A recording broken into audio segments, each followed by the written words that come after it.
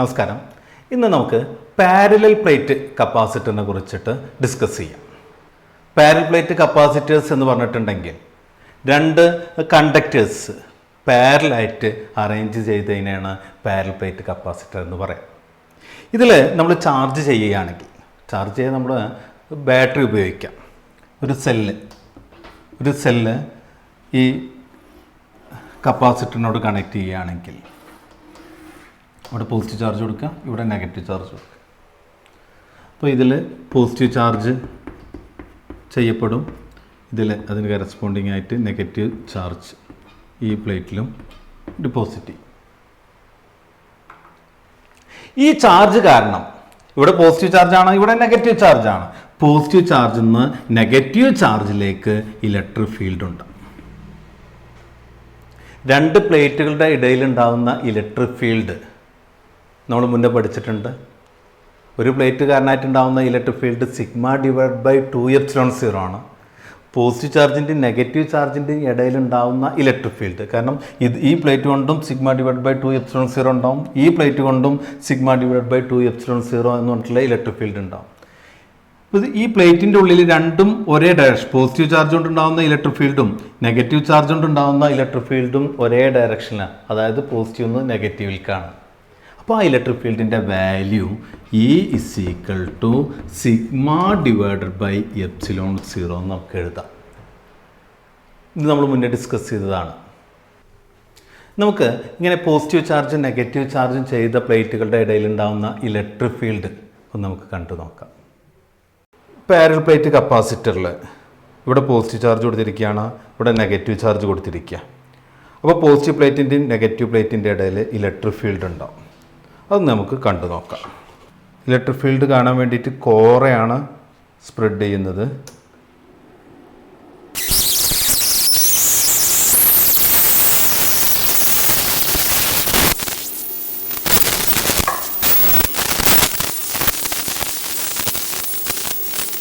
ഇവിടെ ഈ electric field ഉള്ളിൽ പാരലായിട്ടാണ് വരുന്നത്, പക്ഷേ ഈ പുറത്ത് ഇങ്ങനെ ഔട്ട്വേർഡിലേക്ക് വളഞ്ഞിരിക്കുന്നുണ്ട്. അങ്ങനെ പുറത്തേക്ക് ഇലക്ട്രിക് ഫീൽഡ് വളഞ്ഞിരിക്കുന്നതിനെ പറയുന്ന പേരാണ് ഫ്രിഞ്ചിങ് ഓഫ് ദി ഫീൽഡ് എന്ന് പറയുന്നത്. നമ്മൾ ചെയ്ത എക്സ്പെരിമെൻറ്റിൽ ഈ രണ്ട് പ്ലേറ്റുകൾ ഇൻഫൈനൈറ്റ് പ്ലെയിൻ ഷീറ്റ് അല്ല. അതുകൊണ്ട് തന്നെ ഇവിടെ ഉണ്ടാകുന്ന ഇലക്ട്രിക് ഫീൽഡ് എല്ലാ ഭാഗത്തും യൂണിഫോം അല്ല. ഈ എഡ്ജിൽ ഇലക്ട്രിക് ഫീൽഡ് ഇങ്ങനെ കർവ് ചെയ്തിട്ടും പുറത്തേക്ക് ഇങ്ങനെ ഒരു കർവ് ചെയ്തിട്ടാണ് വന്നിട്ടുള്ളത്. അത് ഫൈനൈറ്റ് പ്ലേറ്റ് ആവുന്ന സമയത്താണ് അങ്ങനെ സംഭവിക്കുന്നത്. അങ്ങനെ ഇലക്ട്രിക് ഫീൽഡ് പുറത്തേക്ക് വളയുന്നതിനെയാണ് ഫ്രിഞ്ചിങ് ഓഫ് ദി ഫീൽഡ് എന്ന് പറയുന്നത്. അത് ഫൈനൈറ്റ് ഷീറ്റ് ആവുന്ന സമയത്താണ് അങ്ങനെ സംഭവിക്കുക. പക്ഷെ നമ്മൾ പ്രാക്ടിക്കലി ഈ ഡിസ്റ്റൻസ് വളരെ കുറവാണെങ്കിൽ ഇത് നമുക്ക് ഈ ഫ്രിഞ്ചിങ് ഇഫക്റ്റിനെ നമുക്ക് നെഗ്ലക്റ്റ് ചെയ്യാൻ പറ്റും.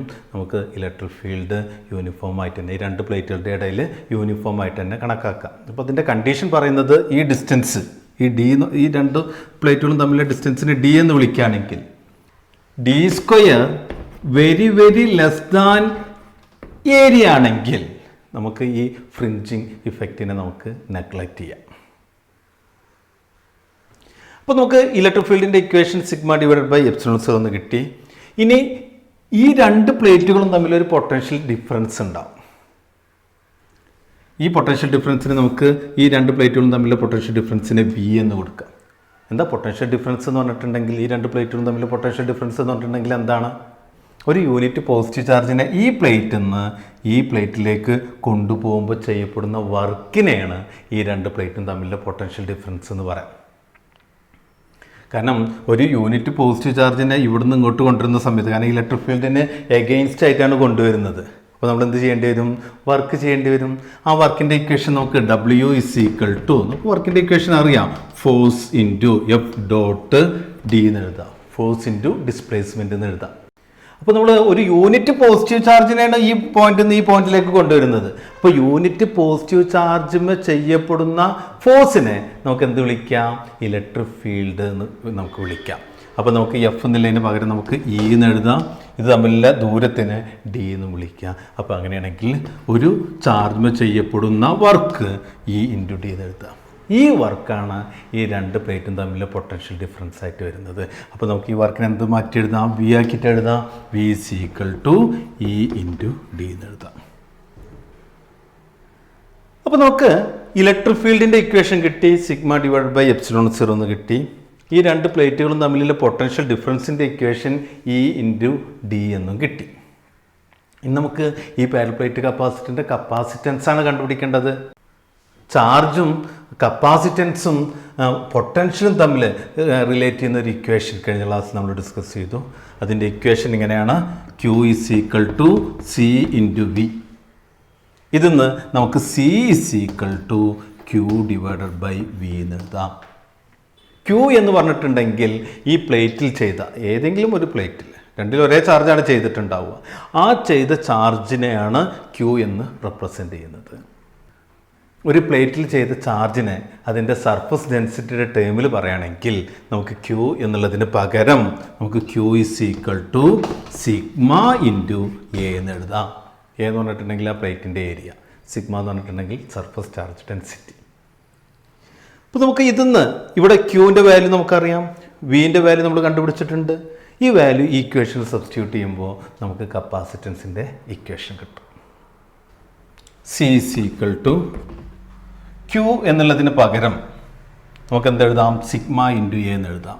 Sigma into A divided by V എന്നുള്ളതിന് പകരം വിയുടെ ഇക്വേഷൻ നമ്മൾ എഴുതിയിട്ടുണ്ട്. V is equal to E into D എന്നാണ്. E into D. ഇതിൽ ഇ എന്ന് പറഞ്ഞിട്ടുണ്ടെങ്കിൽ ഇലക്ട്രിക് ഫീൽഡാണ് കാണിക്കുന്നത്. ഈ രണ്ട് പ്ലേറ്റിൻ്റെ ഇടയ്ക്കുള്ള ഇലക്ട്രിക് ഫീൽഡിനെയാണ് ഇ എന്ന് കൊടുത്തിട്ടുള്ളത്. ആ ഈക്വൽ ഇക്വേഷൻ നമ്മൾ മുന്നേ എഴുതിയിട്ടുണ്ട്. ഈക്വൽ ഇക്വേഷൻ എന്താണ്? സിഗ്മ ഡിവൈഡ് ബൈ എപ്സിലോൺ 0 എന്നാണ്. അപ്പോൾ ഇവിടെ ഈ കാണുന്ന ഭാഗത്ത് നമുക്ക് സിഗ്മ ഡിവൈഡഡ് ബൈ എപ്സിലോൺ 0 എന്ന് സബ്സ്റ്റിറ്റ്യൂട്ട് ചെയ്യാം. അപ്പോൾ നമുക്ക് C is equal to sigma into A, ഇക്ക് പകരം sigma divided by epsilon 0 into D എന്ന് എഴുതാം.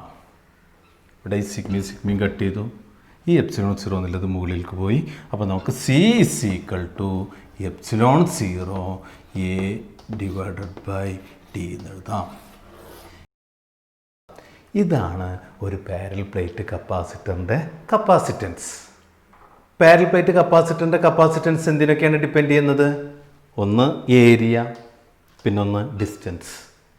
നമ്മൾ ഈ രണ്ട് കപ്പാസിറ്ററിൻ്റെയും ഉള്ളിൽ ഇപ്പോൾ ഒരു മീഡിയം ഇല്ല എന്നുള്ള രീതിയിലാണ് ഇപ്പോൾ നമ്മൾ ഇത് ഡിറൈവ് ചെയ്തിട്ടുള്ളത്.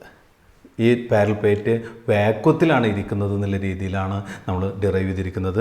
അപ്പോൾ ഇവിടെ എപ്സിലോൺ 0 എന്ന് പറഞ്ഞിട്ടുണ്ടെങ്കിൽ പെർമിറ്റിവിറ്റി ഓഫ് ഫ്രീ സ്പേസ്, അതായത് വാക്വത്തിലത്തെ പെർമിറ്റിവിറ്റിയുടെ വാല്യൂ ആണ് എപ്സിലോൺ 0 എന്ന് പറഞ്ഞിട്ടുണ്ടെങ്കിൽ. അപ്പോൾ ഒരു പാരലൽ പ്ലേറ്റ് കപ്പാസിറ്ററിൻ്റെ കപ്പാസിറ്റൻസ് ആ പ്ലേറ്റിൻ്റെ ഏരിയനെയും അതേപോലെ തന്നെ അതിൻ്റെ ഡിസ്റ്റൻസിനെയാണ് ഡിപ്പെൻഡ് ചെയ്യുന്നത്. അതായത് ആ കപ്പാസിറ്ററിൻ്റെ ജോമെട്രിനെയാണ് അതിൻ്റെ കപ്പാസിറ്റൻസ് ഡിപ്പെൻഡ് ചെയ്യുന്നത്. യൂണിറ്റ് ഏരിയയും യൂണിറ്റ് ലെങ്ത്ത് സെപ്പറേഷനും ഇല്ല ഒരു പാരലൽ പ്ലേറ്റ് കപ്പാസിറ്ററിൻ്റെ കപ്പാസിറ്റൻസ് എത്ര നമുക്ക് നോക്കി നോക്കാം. അപ്പോൾ C is equal to epsilon 0 എന്നുള്ളതിൻ്റെ വാല്യൂ നമുക്കറിയാം, മുന്നേ നമ്മൾ പഠിച്ചതാണ്. ഫ്രീ സ്പേസിൻ്റെ പെർമിറ്റിവിറ്റി 8.85 ഇൻറ്റു 10⁻⁻12 ആണ്. ഏരിയ എന്നുള്ളത് 1 മീറ്റർ സ്ക്വയർ ആയിട്ട് എടുക്കാം. ഡിസ്റ്റൻസ് നമ്മൾ 1 മീറ്റർ ആയിട്ട് എടുത്തു. അപ്പോൾ നമുക്ക് കപ്പാസിറ്റൻസ് 8.85 ഇൻറ്റു 10⁻⁻12 ഫാരഡാണ് കിട്ടുക. അതായത് 1 മീറ്റർ സ്ക്വയർ ഏരിയ അല്ല ഒരു പാരലൽ പ്ലേറ്റ് കപ്പാസിറ്റർ. 1 മീറ്റർ സെപ്പറേഷനിൽ വെക്കുന്ന സമയത്ത് ആ കപ്പാസിറ്ററിൻ്റെ കപ്പാസിറ്റൻസ് 8.85 ഇൻറ്റു 10⁻⁻12 ഫാരഡായിരിക്കും. അപ്പോൾ നമുക്കൊരു പാരലൽ പ്ലേറ്റ് കപ്പാസിറ്റർ എങ്ങനെയാണ് നിർമ്മിച്ചിരിക്കുന്നത് നമുക്ക് നോക്കാം. ഇതൊരു ഇലക്ട്രോലൈറ്റിക് കപ്പാസിറ്ററാണ്. ഇതിൻ്റെ വാല്യൂ 2200 മൈക്രോ ഫാരഡാണ്. മൈക്രോ ഫാരഡ് എന്ന് പറഞ്ഞിട്ടുണ്ടെങ്കിൽ 10⁻⁻6 ഫാരഡ് എന്നാണ്. 10⁻⁻6 ഫാരഡ് എന്ന് പറഞ്ഞിട്ടുണ്ടെങ്കിൽ ഈ 10⁻⁻6 അടിക്ക് ഇടുമ്പോൾ 1 ഫാരഡ് ഡിവൈഡഡ് ബൈ 10⁻�6 എന്ന് കിട്ടും. അതായത് ഒരു ഫാരഡിനെ 1 കഴിഞ്ഞ് നമുക്ക് 6 പൂജ്യം ഇടാം. 2, 3, 10, 100, 1000, 10,000, ലക്ഷം, 10 ലക്ഷം. ഒരു ഫാരഡിനെ 10 ലക്ഷം ഭാഗമാക്കിയിട്ട് അതിലത്തെ ഒരു ഭാഗമാണ് ഒരു മൈക്രോ ഫാരഡ് എന്ന് പറഞ്ഞിട്ടുണ്ട്. അപ്പോൾ ഫാരഡിനോട് കമ്പയർ ചെയ്യുന്ന സമയത്ത് മൈക്രോ ഫാരഡ് എന്ന് പറഞ്ഞിട്ടുണ്ടെങ്കിൽ വളരെ ചെറുതാണ്. പക്ഷെ നമ്മൾ സാധാരണ ഉപയോഗിക്കുന്ന കപ്പാസിറ്റൻസിൻ്റെ യൂണിറ്റൊക്കെ മൈക്രോ ഫാരഡിലായിരിക്കും, അല്ല അതിനേക്കാൾ കുറവ് നാനോ ഫാരഡ്. കാരണം മൈക്രോ ഫാരഡിനേക്കാൾ 1000 മടങ്ങ് കുറവാണ് നാനോ ഫാരഡ്. നാനോ ഫാരഡിനേക്കാൾ 1000 മടങ്ങ് കുറവാണ് പൈക്കോ ഫാരഡ്. ഇതൊക്കെയാണ് സാധാരണ ഉപയോഗിക്കുന്ന കപ്പാസിറ്റൻസിൻ്റെ വാല്യൂ. അപ്പോൾ നമുക്ക് ഇതെങ്ങനെയാണ്, ഇതിൻ്റെ ഉള്ളിൽ എന്താണ് എന്നുള്ളത് നമുക്കൊന്ന് നോക്കാം. ഇതൊരു 2200 മൈക്രോ ഫാരഡില്ല ഒരു കപ്പാസിറ്ററാണ്. അപ്പോൾ എന്താണ് ഈ കപ്പാസിറ്ററിൻ്റെ ഉള്ളിൽ നമുക്കൊന്ന് പരിശോധിച്ച് നോക്കാം.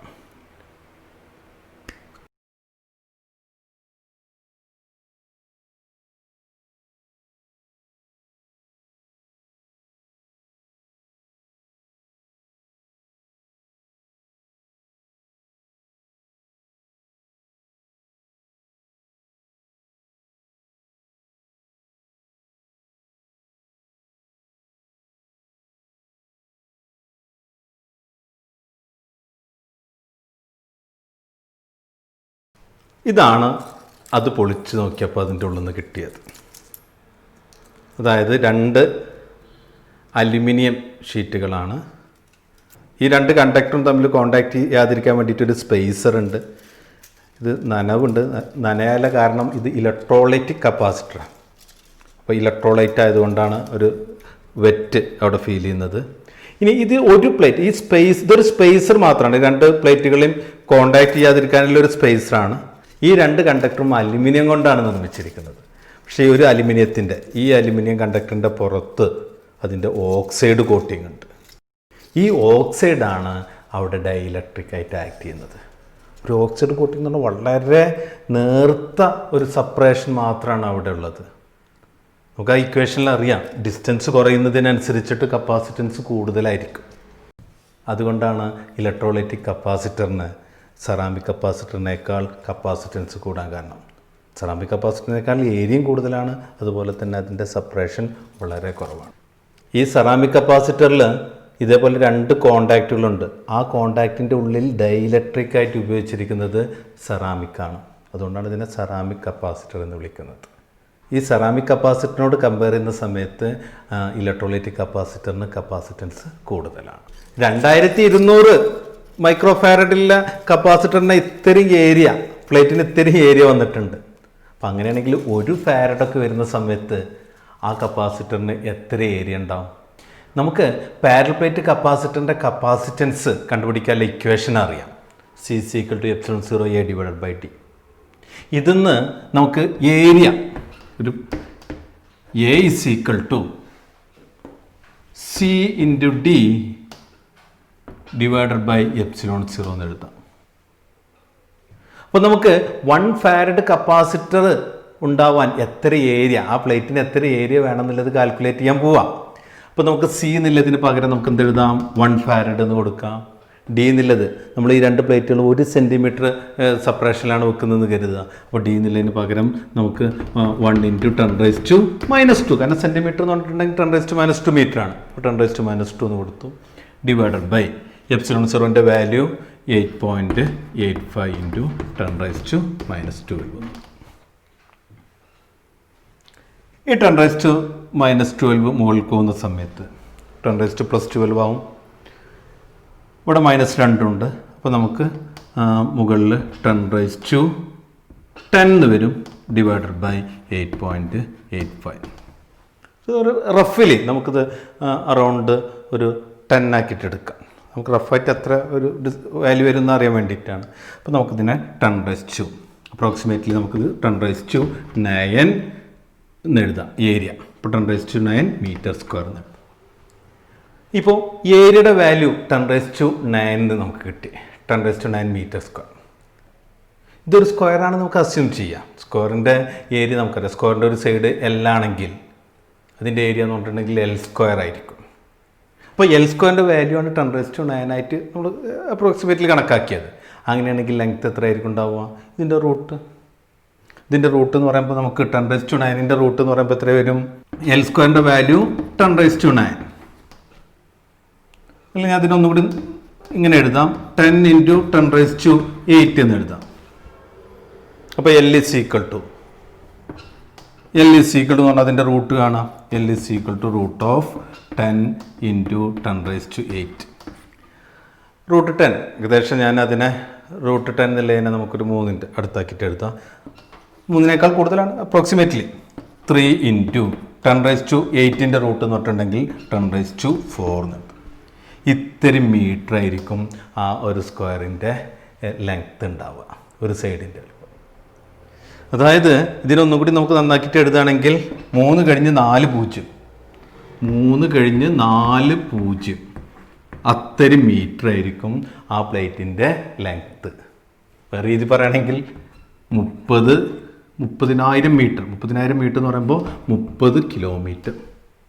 അപ്പോൾ നമുക്ക് ഒരു ഫാരഡ് കപ്പാസിറ്റൻസ് നിർമ്മിക്കണമെങ്കിൽ, അതായത് പാരൽ പ്ലേറ്റ് കപ്പാസിറ്ററിൻ്റെ ഇടയിൽ ഒരു മീഡിയം ഇല്ലെങ്കിൽ ഏകദേശം ആ പ്ലേറ്റിൻ്റെ ഏരിയ അല്ലെങ്കിൽ ആ പ്ലേറ്റിൻ്റെ ലെങ്ത്ത് ഏകദേശം 30 കിലോമീറ്ററോളം വേണ്ടി വരും.